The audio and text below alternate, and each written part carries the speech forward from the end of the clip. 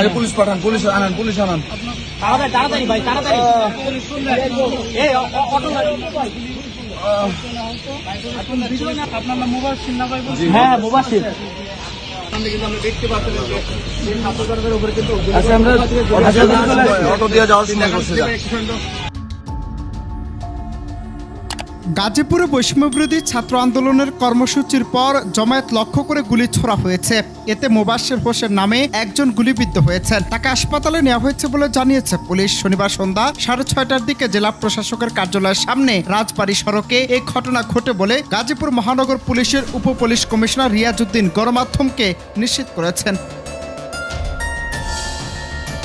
গেল শুক্রবার রাতে সাবেক মুক্তিযুদ্ধ বিষয়ক মন্ত্রী আ.ক.ম মোজাম্মেল হকের বাড়িতে একদল কিশোর তরুণকে পিটুনি দেওয়ার ঘটনার প্রতিবাদে আজ গাজীপুরে দিনভর বিক্ষোভ করে বৈষম্যবিরোধী ছাত্র আন্দোলন। বিকেলে সংগঠনটির কেন্দ্রীয় দুই সমন্বয়ক হাসনাত আব্দুল্লাহ ও সাজ্জিস আলম এসব কর্মসূচিতে অংশ নেন।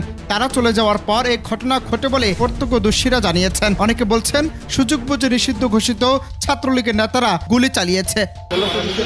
আজকে কর্মসূচি আমি যা সাংবাদিকদের ব্রিফিং দিচ্ছিলাম, ব্রিফিং দিয়ে সবাইকে বিদায় দিচ্ছিলাম যে সবাই সেফলি বাসায় চলে যান, আমরা চলে যাব।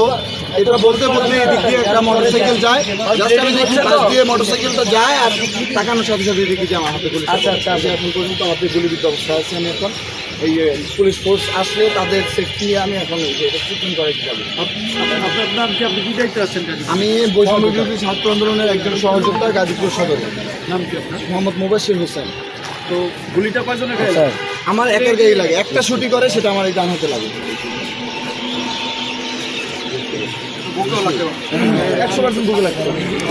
ঘটনায় মুবাশশির হোসেন জানিয়েছেন তাদের কর্মসূচি সমাপ্তি ঘোষণার পর আহত ছাত্রদের দেখতে যাওয়ার প্রস্তুতি নিচ্ছিলেন তারা। এ সময় একটি মোটরসাইকেল থেকে তাকে লক্ষ্য করে গুলি করা হয়। গুলিটি তার ডান হাতে এসে লাগে। তিনি আরো জানান ব্যক্তিগতভাবে তিনি নিরাপত্তাহীনতায় ভুগছেন। গাজীপুরের পুলিশ সুপারকে তিনি বিষয়টি জানিয়েছেন। শিক্ষার্থীরা মারধরের পর তাদের উপর গুলি ছোড়ার ঘটনায় জনমনে আতঙ্ক বিরাজ করছে।